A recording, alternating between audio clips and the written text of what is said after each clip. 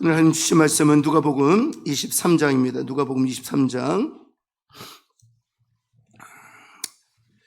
39절에서 43절 말씀 우리 한 절씩 교독하도록 하겠습니다. 39절 말씀 제가 먼저 읽겠습니다. 달린 행악자 중 하나는 비방하여 이르되 내가 그리스도가 아니냐 너와 우리를 구원하라 하되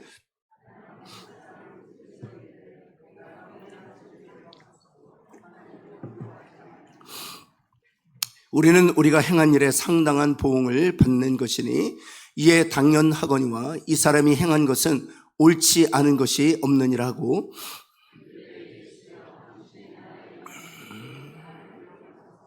같이 읽겠습니다. 예수께서 이르시되 내가 진실로 내게 이르노니 오늘 내가 나와 함께 낙원에 있으리라 하시니라. 아멘. 십자가의 진정한 의미라는 제목으로 말씀 증거하도록 하겠습니다. 기도 가운데 우리 함께 말씀드렸던 것처럼 오늘 9시부터 오후 3시까지 십자가에 주님께서 달려 죽임을 당하셨습니다. 예수님께서 십자가에 달리신 그 의미가 무엇인지 오늘 본문을 통해서 함께 살펴보면서 함께 은혜를 나누고자 합니다. 첫 번째, 오늘 십자가를 지신 그 첫 번째 의미는 십자가는 용서의 자리라는 사실입니다. 십자가는 용서의 자리입니다. 여러분, 예수님께서 십자가에 달리시면서 모진 고난을 당하셨을 때 주위에 있는 사람들이 이렇게 반응했습니다. 누가복음 23장 35절 말씀을 보면 백성들은 서서 구경했다라고 되어 있습니다. 여러분 생각해 보십시오.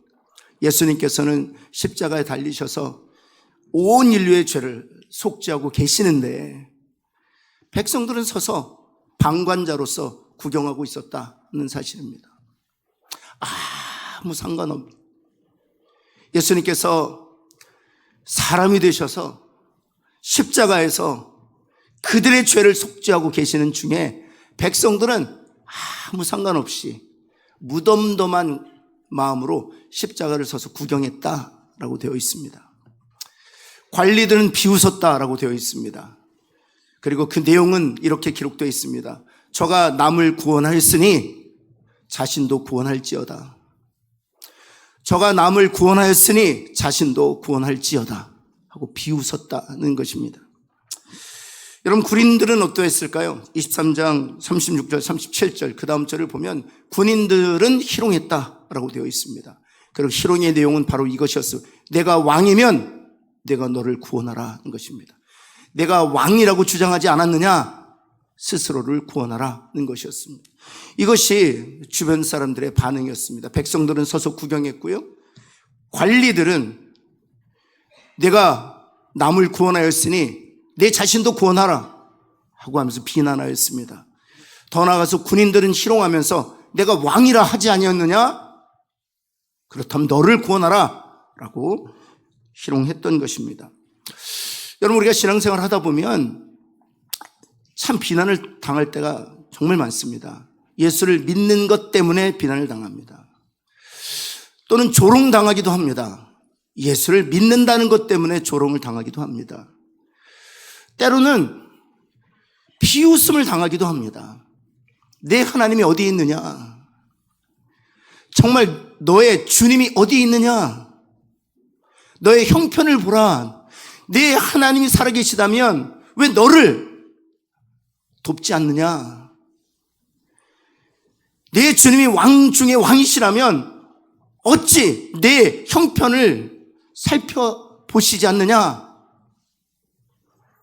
교회가 하나님의 교회라면 왜 하나님께서 그 교회 가운데 역사하지 않느냐?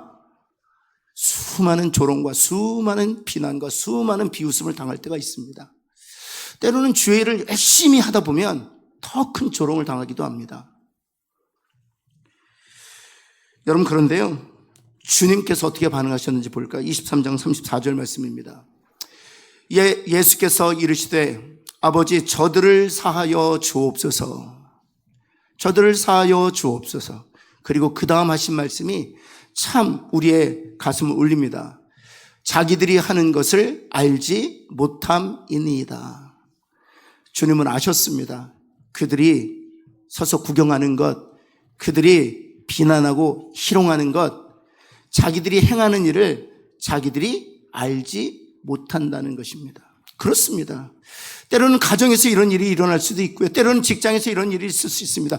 때로는 심지어 교회 안에서도 이런 일이 있을 수 있습니다. 주일 열심히 하면 할수록 이런 비난의 대상이 되기도 합니다.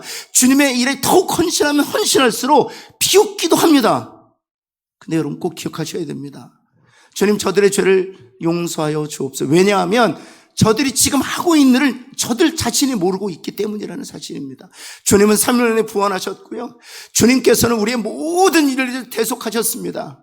누구든지 예수 그리스도의 이름을 부르는 자는 하나님께서 주고자 하신 구원의 선물을 누리게 되는 것이, 주님이 그 대속의 사역을 지금 하고 계시는데 백성들과 군인들과 관리들은 주님이 지금 하고 있는 일을 전혀 알지 못하고 있는 거예요. 사랑하는 성도 여러분, 바로 십자가의 자리는 주님께서 저와 여러분의 죄를 용서하시기 위하여, 사하시기 위하여, 속죄하시기 위하여 자신의 생명을 내어주시는 자리입니다. 부활을 또한 기다리는 자리입니다. 사랑하는 성도, 그 은혜를 받은 우리도 또한 자기를 부인하고 주님 말씀하셨던 십자가를 지면서 그런 비난과 그런 희롱의 대상이 될 때 그들을 주님의 마음으로 용서하는 저와 여러분 되기를 예수 그리스도에 다시 한번 축원합니다.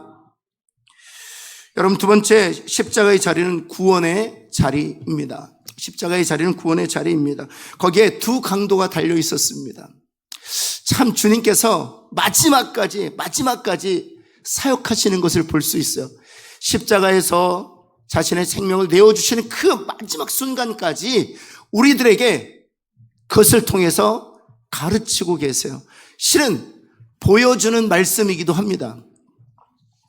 여러분, 누가복음 23장 39절에 보면 두 강도 중에 한 강도, 행악자 중 하나는 비방하여 이르되 우리를 구원하라 요청합니다. 우리를 구원하라 요청하는 것입니다. 근데 다른 한 강도는 어떻게 반응합니까? 23장 40절 말씀에 보면 이렇게 반응합니다. 하나는 꾸짖었다는 것입니다. 그를 꾸짖었다는 것입니다. 어찌 하나님을 두려워하지 않느냐? 그리고 나서 41절에 이렇게 고백합니다. 우리는 너무나도 당연하다는 것입니다. 지금 십자가형을 언도받아 죽음에 이르게 되는 것은 우리가 한 일에 대하여 너무 당연한 결과다는 것입니다. 그런데 이 사람, 이 예수 그리스도는 그 행한 것 중에 옳지 않은 것이 단 하나도 없다라고 고백하고 있는 것이죠. 여러분, 이런 두 가지 반응은 그 원인이 어디에 있다고 생각하십니까? 그에게 있다고 생각하십니까? 그렇지 않습니다. 여러분, 이 놀라운 반응은 이미 하나님께서 그 안에서 일하고 계신 강력한 반증이에요. 성령께서 그 영혼을 거듭나게 하셨기 때문에, 그의 눈을 열어주셨고 그의 귀를 열어주셨고 그의 마음을 열어주셨기 때문에 주님의 십자가가 무엇인지 그 의미한 말을 정확하게 인지하게 되었던 것이에요. 사랑하는 성도 여러분, 우리가 다른 한 행악자처럼 주님을 비난하고 전혀 백성처럼 무관한 채 서서 구경하는 자의 자리에 있지 아니하고, 다른 한 강도처럼 내가 죽임을 당하는 것은 너무나도 죄에 대한 값을 지불하는 마땅한 자리입니다. 주님은 의로우신 분입니다. 주님은 하나님이십니다. 주님은 십자가를 지실 아무도 이유도 없습니다. 나를 대신하여 저주를 받기 위하여, 나를 대신하여 십자가를 심판을 받으시기 위하여, 나를 대신하여 생명의 값을 내어주시기 위하여 십자가를 졌음을 내가 인정합니다. 주님이 나의 주님이십니다 라고 고백할 수 있게 된 것은 바로 성령이 우리의 영을 거듭나게 하시고 우리의 눈을 열어주셨고 우리의 마음을 열어주시고 우리의 귀를 열어주셔서 볼 수 있고 들을 수 있고 예수 그리스도 나의 구주로 영접하게 하신 줄 때문인 줄을 믿습니다. 그러기에 우리는 정말 아무런 공로도 없는 것이죠. 그때 누가복음 23장 43절에 주님께서 그 고백을 한 그의 이런 놀라운 선언을 하고 계시죠. 이르되 당신의 나라에 임하실 때 나를 기억하소서 이렇게 요청합니다. 그럴 때 예수님께서 이런 얘기를 하십니다. 43절 말씀에 보면 예수님께서 이런 선포를 하십니다. 43절 말씀에 보면 내가 나와 함께 낙원에 이르리라 이렇게 말씀해요. 내가 나와 함께 낙원에 이르리라 이렇게 말씀하세요.